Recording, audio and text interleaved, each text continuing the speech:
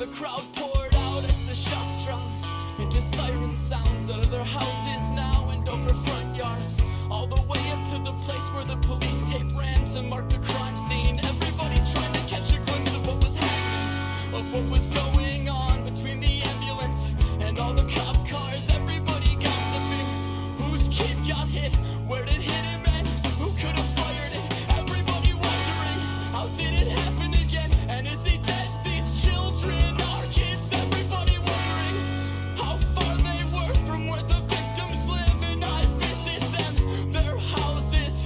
Inside my dream I visit them, my spirit soaring high and high up over King Park, leaves the crime scene, travels further back till far before the shooting. Through their windows to their living rooms, I see them younger this time, playing games and doing homework.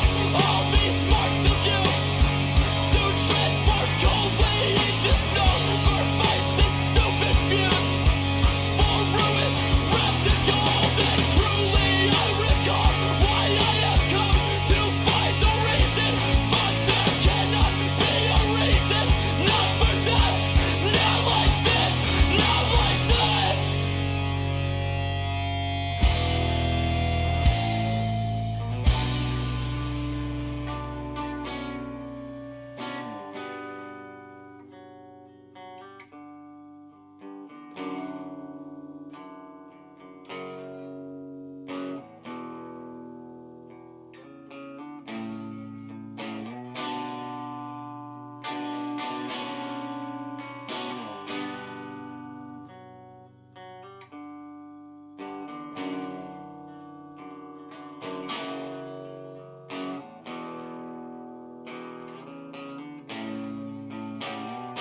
3 days later, they made funeral plans. The family.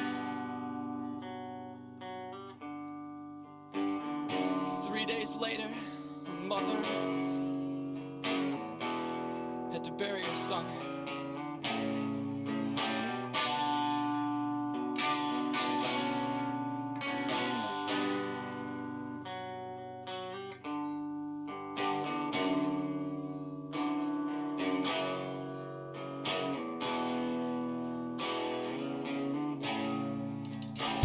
Not far away, the shooter holed up in a hotel near to the highway with a friend and the gun.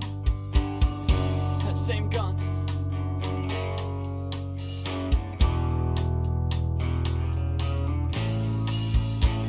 He fled immediately, but was identified by witnesses. His picture on TV, only 20 years old, they called him Grandpa.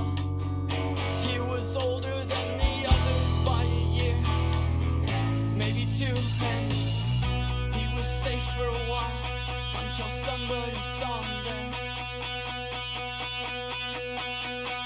and notified the authorities, who surrounded the hotel, first arresting an accomplice while attempting to flee, then chasing him up the staircase to the floor where he'd stay. He closed the door hard behind him, locked himself in